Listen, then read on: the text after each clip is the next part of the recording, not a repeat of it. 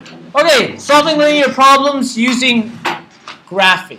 A canoe took 2 hours to travel 12 kilometers downstream. The return trip against the current took 3 hours. What was the average speed of the canoeist and the speed of the current? Okay, I've read through this once. I need to highlight the important parts. So canoeist took 2 hours to travel 12 kilometers downstream. Downstream is important for us. The return trip against the current, that's actually also important, took 3 hours. Okay? What was the average speed of the canoeist and the speed of the current? I'm going to draw a picture here to help me try to make sense of what we have going on. So, we have a river, or a, what did I say, stream? How long is this stream? Very good. Okay. The stream is 12 kilometers long. So we have that much information. We're going to call this going down, and this is when, why don't we use a straight line for that? We'll call that going downstream, and we're going this direction. And you see that's the way the waves are headed. So in other words, the stream will help you. And then vice versa, upstream is against the current, and that's when the waves of the current will slow you down. Okay? Now we know going downstream took how long? 2 hours. Okay, so it took 2 hours. And upstream took 3 hours. Okay? Now, if you guys remember from maybe a science class, they have formulas for our distance. Anyone know what the formula for distance is? Okay. The distance, your distance traveled is the speed you're traveling at multiplied by the time. Distance is what we're solving. Okay? So, our distance. What is our distance here? 12 kilometers. Good.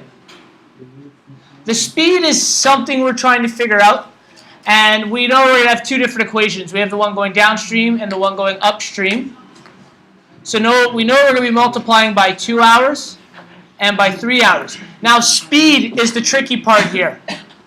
If you guys remember in the question, they wanted the average speed of the canoeist and the speed of the current.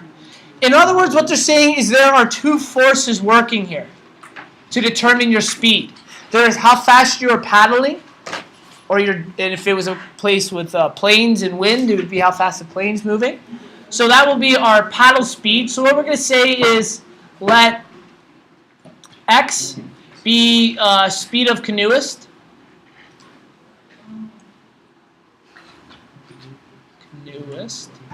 And let y be the speed of the current. Okay? So the speed of the canoeist, now when we're traveling downstream, is the current helping us or slowing us down? Downstream is helping us. Good. So we're going to be adding the speed of the current, right? If I'm just sitting still, not going anywhere, and the stream's going 2 kilometers an hour, I'm going to end up going 2 kilometers an hour downstream. Okay? It's going to help our speed. So if I was going 0, I would add that 2 kilometers an hour current, and my speed would be 2 kilometers an hour.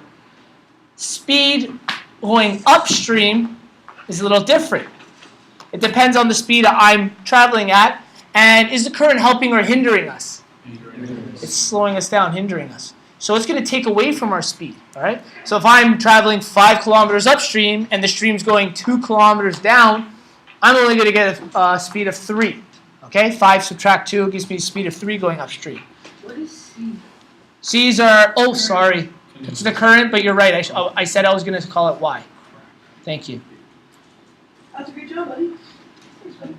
Okay.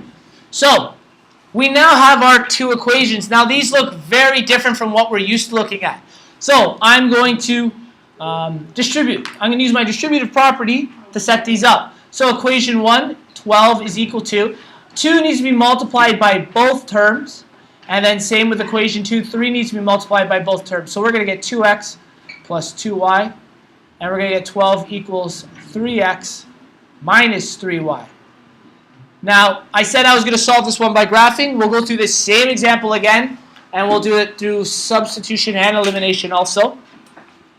In order to graph, what do I have to set these equations equal to? Not like Y equals M plus B. that's right. So I need to set this equal to y.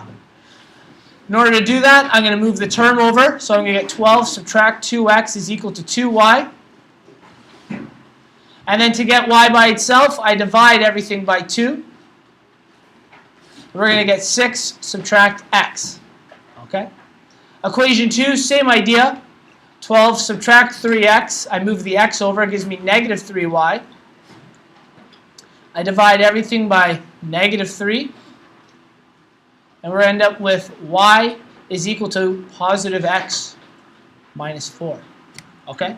Now, in terms of y equals mx plus b, y equals mx plus b, what is our m in equation 1? 2. Negative 1 over 1. And what is our m or slope in equation 2? Good. Positive 1 over 1. Y-intercept in equation 1? 6. Okay. And y-intercept in equation 2? Negative 4. Excellent. Okay. So what we're going to do now is we need to actually set up a graph. So I'm going to pull a graph up here. Oops. There we go. Wait, sir, why'd you like move x to the other side? Because we're trying to graph this, and in order to graph it, we need it to be equal to y. Alright. When we're graphing, we set things equal to y equals mx plus b, right? So, Oh, but you could do it the other way around. we take our equations now, and our two equations by graphing. Our first equation is y equals, we'll say negative x plus c. So I'm going to rewrite these, okay? Equation 1, y equals negative x plus 6. And equation 2, y equals x minus 4. Make it a little simpler for us. Okay? So now that we've set those up, we know our y-intercept for, we'll call the green one equation 1, is positive 6. Okay? And we know it actually has a negative slope, so it's going down 1 over 1. The reason we can follow the scale of this is because this is a scale of 1, these numbers, and a scale of 1 here. So we can go down 1 over 1, down 1 over 1. And we can continue that pattern. Okay? So we'll draw our line here. We get something like that. And then with our other equation, we have a y-intercept of negative 4. We know it's going up 1 over 1, up 1 over 1. So when we continue that line,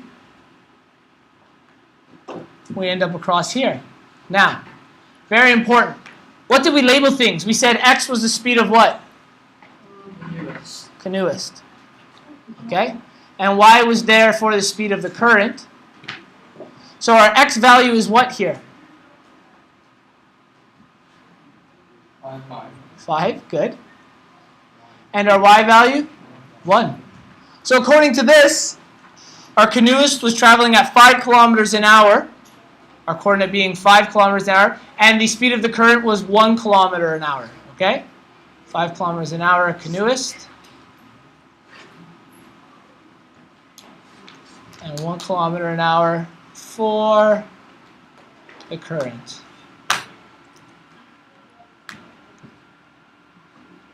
So I could have solved that through substitution or elimination, but we chose graphing for this specific question.